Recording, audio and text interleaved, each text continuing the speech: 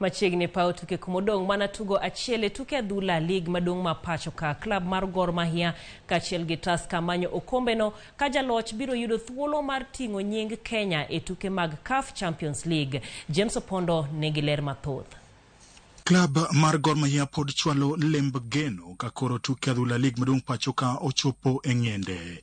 Johera mako galo pod paro higa mar 2012 mane ligo bayo gi odiochieng' mogik bang' klab mar Tusker FC ka okombe.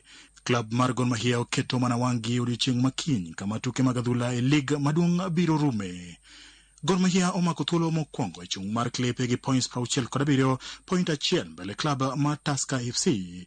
Odiochieng' makiny kogalo biro rakore gi klab mar Nairobi City Stars e lap Makasarani ka kocha mar kogalo Jonathan McKinstry lero ni nyaka giket tugo maber mopogore gi mane gitugo gi klab mar Kakamega Homeboys. It was really frustrating, to be honest. You know, it's a good cross from the guy. We're obviously trying to balance between we wanted to go and win the game, but also we knew it was sort of like a must-not-lose game from our perspective. Obviously results elsewhere show that that's not the case now, that we're still in the #1 position in the league. But you know, we were trying to go and win it, but you know, well played to Homeboys. I think they deserved it, really. You know, when you score 3 goals, you deserve it.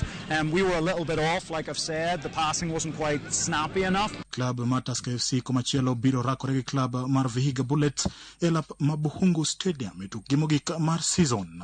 Kocha mar kogalo kata kamano lero ni tich nitiere to nyaka gilo City Stars mondo gi mar Tusker thuolo mar kao kombe mane gi kao season mokalo. And it's just important that we get that right for Sunday against City Stars, because it's a league, it's in our hands. We know that if we pick up the 3 points on Sunday that we'll be champions, and so it's a cup final on Sunday. It really is. It's win and you get it, and if you don't win, chances are you're not going to have it. So it's very clear now. Gor Mahia nyaka yud loch e kindgi gi City Stars ka loch biro chwalo kombe magiseloyo nyaka 20. E kidieny mar jolo gonde jatugo Elvis Rupia matugo ne klab mar Police FC omako thuolo mokwongo bang' loyo gonde 26 kiluwe gi jatugo Benson Omala moseloyo ne Gor Mahia gonde 25. James Opondo, Ramogi TV.